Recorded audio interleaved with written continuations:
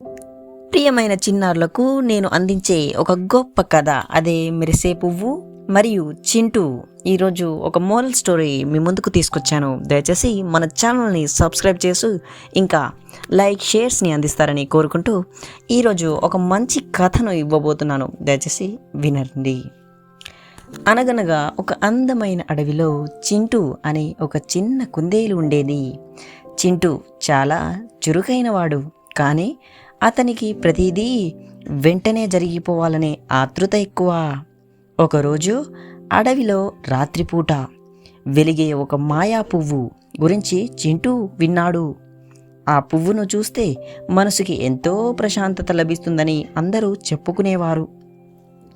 ఆ పువ్వు ఎక్కడో ఉంటుందో తెలుసుకోవాలని చింటూ అడవిలో అందరికంటే పెద్దవాడైన ధీర అనే తాబేలు దగ్గరకు వెళ్ళాడు. ధీర తాత, ఆ మెరిసే పువ్వు ఎక్కడ దొరుకుతుందో చెప్పవా అని అడిగాడు. ధీర మెల్లగా నవ్వి, అది ఆ ఎత్తైన కొండ మీద ఉంటుంది, కానీ దాన్ని చూడాలంటే చాలా ఓర్పు ఉండాలి అని చెప్పాడు. చింటూ వెంటనే కొండవైపు పరుగు తీశాడు. దారిలో అతనికి మంద అనే ఒక చిన్న నత్త కనిపించింది. మంద ఒక పెద్ద నీటి గుంటను దాటడానికి చాలా కష్టపడుతోంది. చింటూకు చాలా తొందరగా వెళ్ళాలని ఉంది, కానీ ఆ నత్తను చూసి ఆగాల్సి వచ్చింది. ధీర తాత చెప్పిన మాటలు చింటూకి గుర్తొచ్చాయి. అదే వాడు మెల్లగా వంగి ఒక పెద్ద ఆకును తీసుకున్నాడు. ఆ ఆకు మీద మందను ఎక్కించుకొని సురక్షితంగా గుంట అవతలకి వైపున వదిలాడు. ధన్యవాదాలు చింటూ అని మంద మెల్లగా చెప్పింది. చింటూ మళ్ళీ కొండవైపు సాగిపోయాడు. కొద్ది దూరం వెళ్ళాక అతనికి ఒక చెట్టు కింద కిల అనే చిన్న పక్షి పిల్ల కనిపించింది.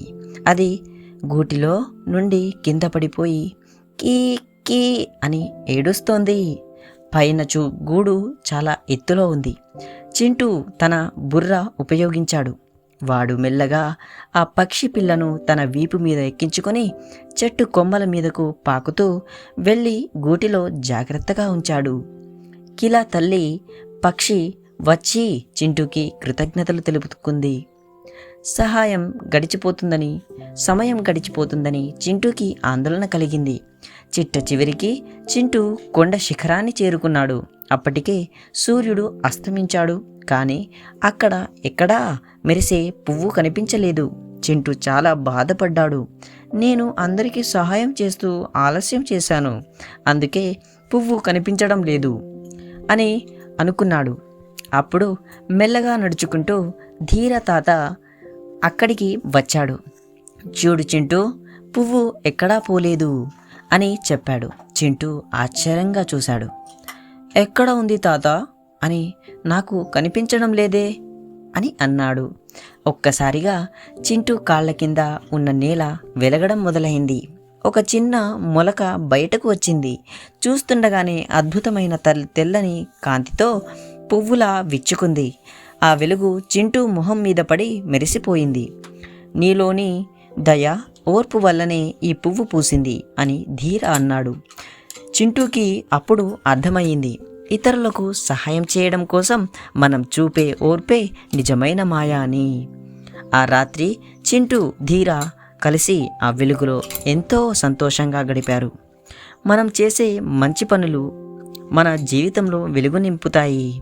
మరోసారి మోరల్, మనం చేసే మంచి పనులే మన జీవితంలో వెలుగును నింపుతాయి అని అర్థం చేసుకోండి చిన్నులారా. ఇక సెలవు.